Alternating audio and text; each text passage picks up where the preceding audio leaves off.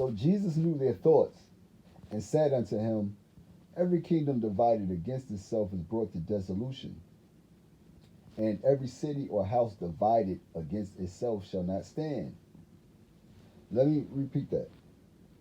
Jesus knew their thoughts and said to him, every kingdom divided against itself is brought to dissolution, and every city or house divided against itself shall not stand.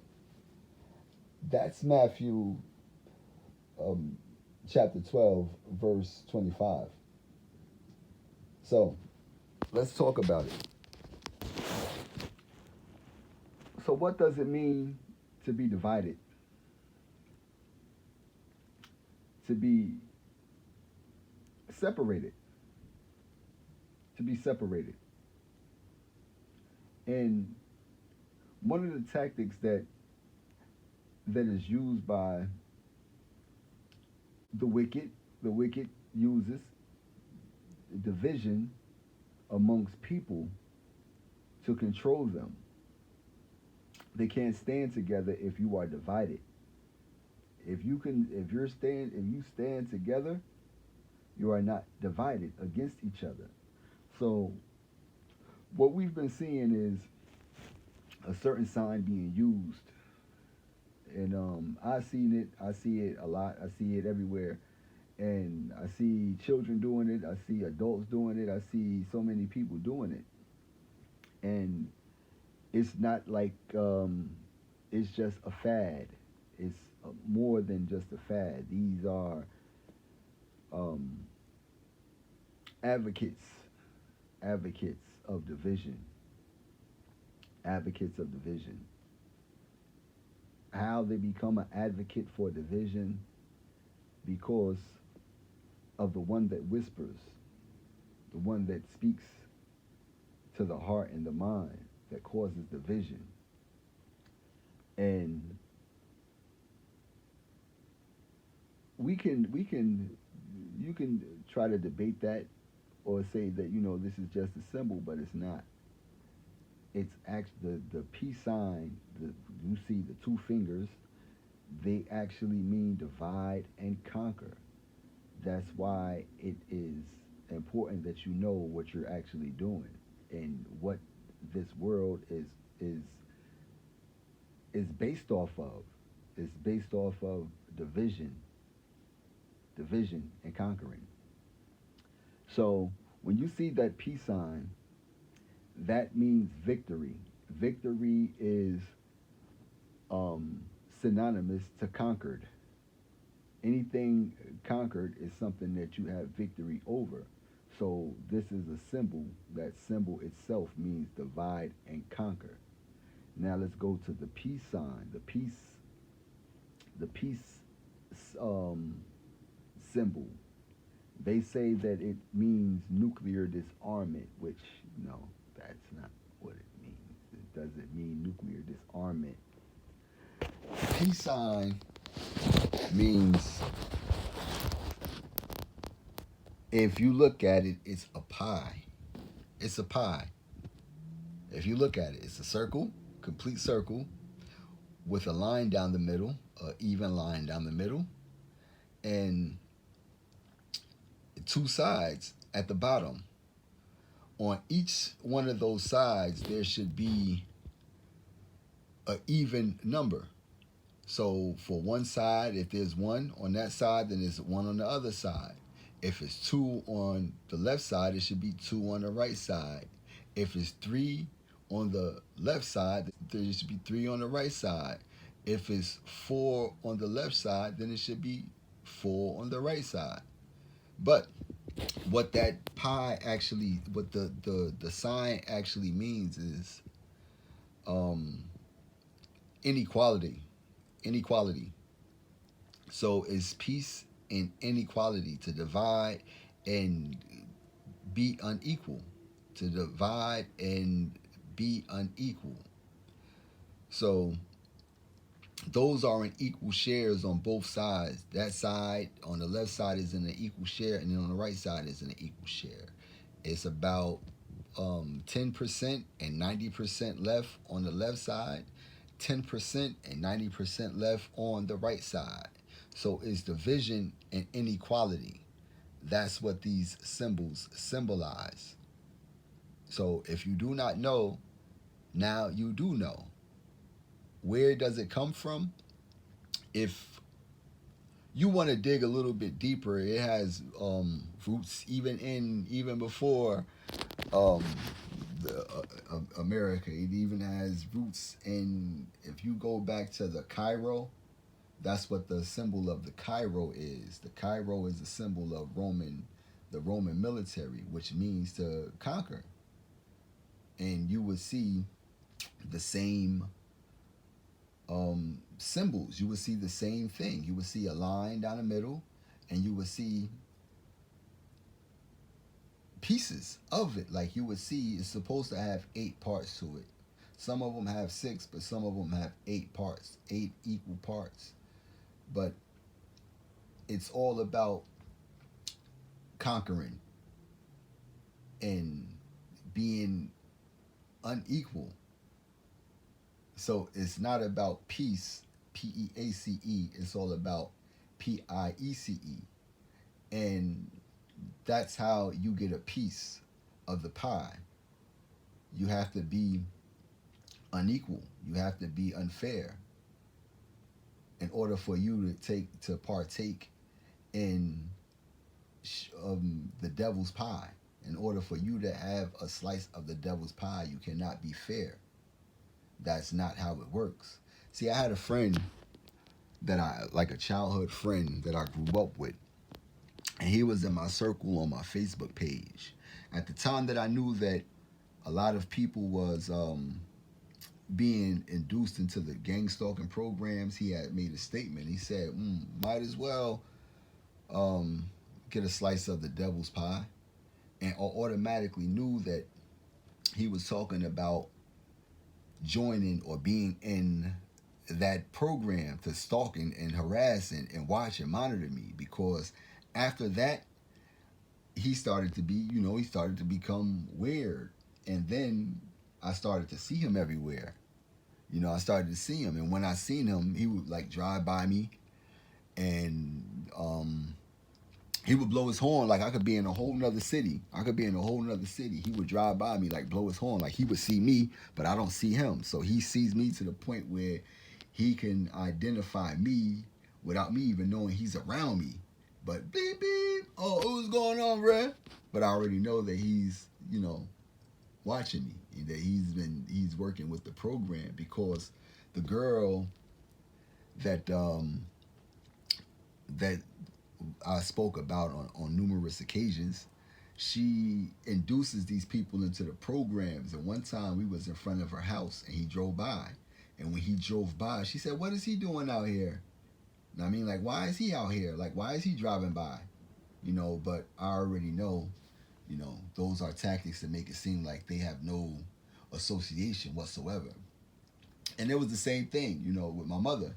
When she met her husband, the girl seen a picture of him and she was like, "I don't trust him." But they was all part of the thing, the program. So the symbols, they don't symbolize peace, because if they did, that's going back to Christ. It's telling you, don't wash the outside of the cup or leave the inside filthy. How are you going to broadcast peace outwardly, but inwardly you're not peaceful? So that's not about peace. Peace can't be trending unless it's trending inwardly. You can't trend peace or the peace sign unless it's actually embedded in your heart, unless this is what you actually want. Do you want peace, or do you want to be a part? What do you want to be a part of? You have to be separated from something in order to be a part. Oh, there's a part and there's a part, and then there's peace and then there's peace. Yeah, see, man, this is.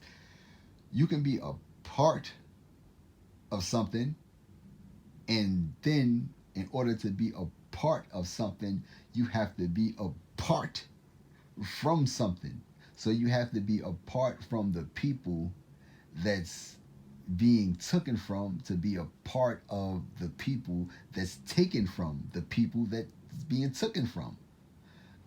This. I don't know. It's yeah. Let's see. So in peace, you can have peace, and then you can have a peace which would disturb the peace of others. So if I take a piece of a whole and leave you with nothing, then you won't have any peace. Uh, yeah, y'all don't get that.